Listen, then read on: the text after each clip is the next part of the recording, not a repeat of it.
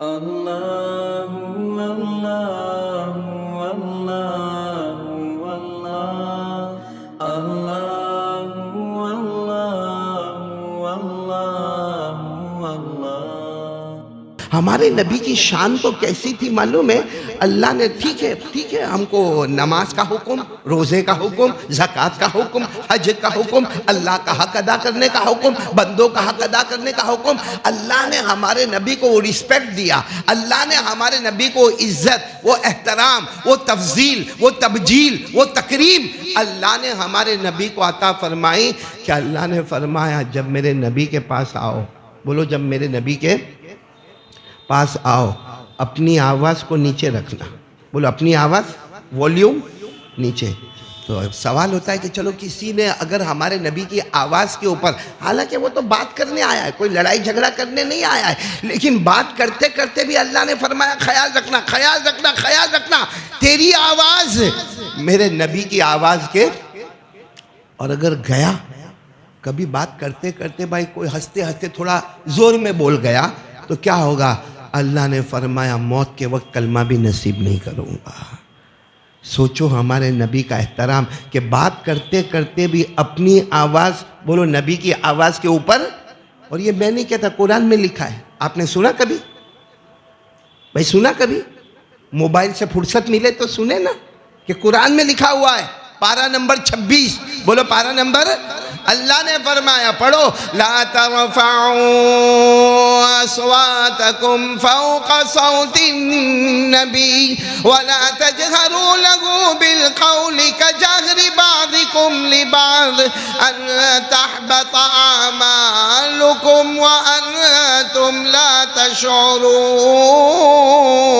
اللہ تبارک و تعالیٰ فرماتے او میرے صحابہ کو فرماتے او میرے صحابہ جب تم نبی کے دربار میں جاتے ہو، نبی کی مجلس میں جاتے ہو، خیال رکھنا تمہاری آواز نبی کی آواز کے، یعنی آپس میں بات کرتے کرتے، لڑائی جھگڑا تو بہت دور کی بات ہے، آپس میں بات کرتے کرتے بھی تمہاری آواز نبی کی آواز کے اوپر نہ جائے، اگر گئی تو تمہارا ایمان چھین لیا جائے گا، تمہارا کلمہ چھین لیا جائے گا۔ امام بخاری رحمۃ اللہ علیہ نے بھی اس کو لکھا ہے کہ ایمان چھین لیا جائے گا اور ہمیں پتہ بھی نہیں چلے گا۔ تو میرے پیارو آپ کو معلوم ہے یہ آیت کریمہ نازل ہوئی کہ جب نبی کے دربار میں جاؤ، نبی صلی اللہ علیہ وسلم کی مجلس میں جاؤ، آپس میں بات چیت کرو، اپنی آواز نبی کی آواز کے اوپر بولو نا، نہیں ہونا چاہیے۔ ایک صحابی جن کا نام ہے حضرت ثابت، پورا مجمع بولے گا کیا نام ہے؟ ان کی قدرتی آواز بہت اونچی ہے۔ بھائی کچھ لوگوں کی آواز اونچی ہوتی ہے، وہ جب بات کرتے تو ایسا لگتا ہے کہ لڑنے جھگڑنے کے لیے آ گئے۔ کچھ لوگوں کی قدرتی نیچرل اس کا والیوم بہت اونچا ہوتا ہے، تو حضرت ثابت کا والیوم بھی بہت اونچا تھا۔ ان کو جب یہ آیت کا پتہ چلا کہ اگر ہماری آواز نبی کی آواز کے اوپر گئی تو ایمان جائے گا، انہوں نے فجر، ظہر، عصر، مغرب، عشاء سب گھر میں پڑھنا شروع کر دیا۔ سب گھر میں، نہ تعلیم میں آوے، نہ دین کی مجلس میں بیٹھے، نہ فجر، نہ ظہر، نہ عصر، نہ مغرب، نہ عشاء۔ 5 دن ہو گئے وہ اپنے گھر میں روئے جا رہے۔ معلوم ہے حضور صلی اللہ علیہ وسلم نے 5ویں دن کہا او حضرت ثابت نظر نہیں آتے۔ کیا نام تھا ان کا؟ ثابت۔ بولو کیا نام تھا؟ ثابت نظر نہیں آتے۔ ہمارے نبی نے فرمایا ان کے محلے میں رہنے والے او معاذ، حضرت معاذ ان کے محلے کے رہنے والے، او معاذ تمہارے تو محلے کے رہنے والے ثابت، وہ نظر کیوں نہیں آتے؟ ہو سکتا بیمار ہوں گے۔ ہمارے نبی نے فرمایا جاؤ اب بھی جاؤ خبر کرو۔ کیا فکر تھی اپنے امتی کی کہ میرا امتی کیوں نہیں آیا، جاؤ۔ حضرت معاذ بھی روتے ہمارے نبی نے پوچھا کیا ہوا؟ ثابت بہت بیمار ہو گئے؟ کہا نہ وہ نہیں آئیں گے، وہ اب کبھی نہیں آئیں گے آپ۔ کہا کیوں، کیا ہوا کیا؟ کہا وہ ان کی آواز قدرتی طور پہ بہت اونچی ہے، اور انہوں نے مجھے روتے کہا کہ اگر میں آیا اور میرے نبی کے ساتھ بات کیا اور اگر میری آواز اوپر ہو گئی تو میرا تو ایمان چلا جائے گا۔ گھر میں نماز پڑھو وہ بہتر ہے، ایمان ہی جائے گا تو نہ دنیا میں محمد کا دیدار ہوگا نہ آخرت میں محمد کا دیدار ہوگا۔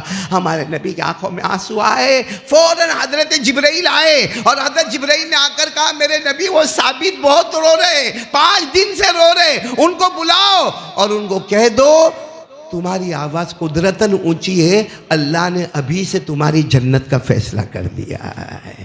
میرے دوستو اپنی آواز نبی کی آواز کے اوپر دیہاتی سمجھتے ہو؟ دیہاتی، گاؤں کا رہنے والا، ویلیجر، عربی، بدو، معلوم ہے وہ زمانے میں ایک دیہاتی تھے. اب وہ دیہاتی مطلب بالکل ان پڑھ. آج کے زمانے کا دیہاتی نہیں، آج کے زمانے کا گاؤں والا بھی موبائل کی دنیا میں شہر والوں سے زیادہ ہوشیار ہو گیا ہے. آپ سمجھتے ہوں گے خاندیش کا رہنے والا ہے، مہاراشٹر کا رہنے والا، کوئی چھوٹے موٹے گاؤں کا رہنے والا، لیکن موبائل کا بادشاہ ہوگا. ایسا ایسا موبائل میں کام کرتا ہوگا جو ہم نے سوچا بھی نہیں ہوگا. وہ اس زمانے کا دیہاتی نہیں، اس زمانے کے دیہاتی بڑا بڑا پگڑ پہنتے تھے، وہ میلا کچیلا کپڑا ہوتا تھا. ایک دیہات، سننے جیسی بات ہے، ایک دیہاتی آئے. اب ہمارے نبی صلی اللہ علیہ وسلم بیٹھے، صحابہ کرام کا مجمع بیٹھا ہوا ہے. اب وہ دیہاتی آئے، اور ہمارے عربی زبان میں اگر کسی کو پوچھنا ہو آپ کی طبیعت کیسی ہے، ہاؤ آر یو، آپ کی طبیعت کیسی ہے، تو آج کل عربی زبان میں پوچھتے ہیں ماں بالک، کیونکہ نئی زبان آ گئی، ماں بالک. پہلے زمانے میں پوچھتے تھے کیف حالک. اور جو دیہاتی تھے نا، ان کو اگر کسی کو پوچھنا ہو نا تمہاری طبیعت کیسی ہے، تو ان کی زبان الگ ہوتی تھی. وہ آ کر کہتے تھے ہاؤ. کیا کہتے تھے؟ ہاں اسی سے انگریزی والوں نے چرایا ہاؤ آر یو.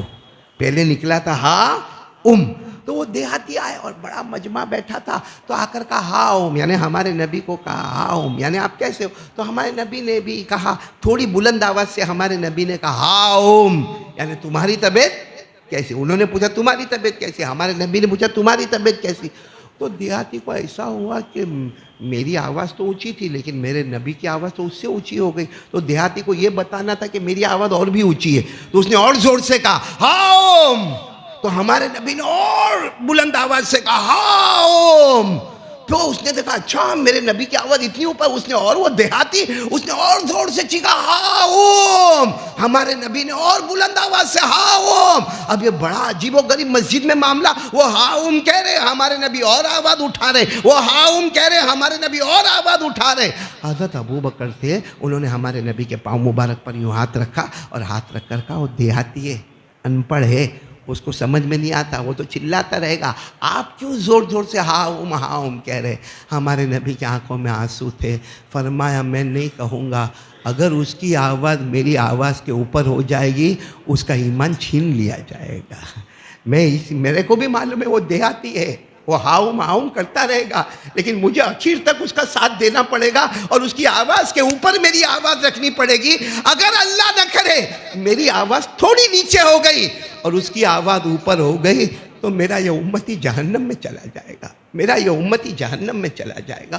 میرے دوستو، نبی کی آواز کے اوپر اپنی آواز کرو تو ایمان چلا جاتا ہے. اور آواز سے اوپر والا مسئلہ ہے نماز کا. آواز سے اوپر والا مسئلہ ہے نماز کا. تو جو نماز نہیں پڑھے اس کا ایمان، اور جان بوجھ کر نہ پڑھے اس کا ایمان. بہت سارے، میں کہوں تو برا نہیں ماننا، غدار، دھوکے باز، نمک حرام یہاں بیٹھے ہوئے ہیں جنہوں نے آج فجر کی نماز نہیں پڑھی ہوگی. نبی کی آواز کے اوپر آواز گئی، ایمان گیا. اور وہ نبی جنہوں نے 7,000 مرتبہ اپنی امت کو کہا نماز نماز نماز نماز نماز، اور نالائق کمبخت 15 دن سے فجر کی نماز نہ پڑھے، اس کا ایمان سلامت رہے گا.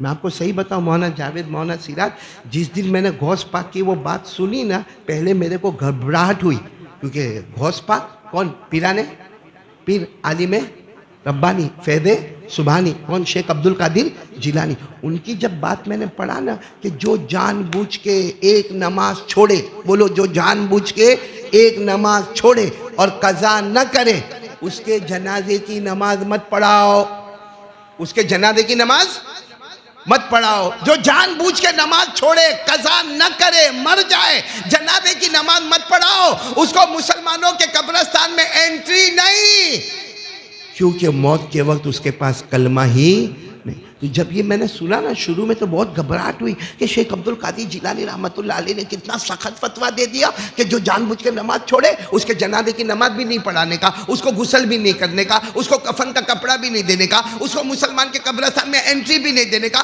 میرا دل بہت گھبرایا، لیکن جب یہ آیت کو میں نے دیکھا کہ جو نبی کی آواز کے اوپر اپنی آواز اٹھاتا ہے اللہ موت کے وقت اس کا ایمان چھین لیتا ہے، تو جو نبی کی نماز کو چھوڑے گا اس کا ایمان کتنا دور چھین لیا جائے گا۔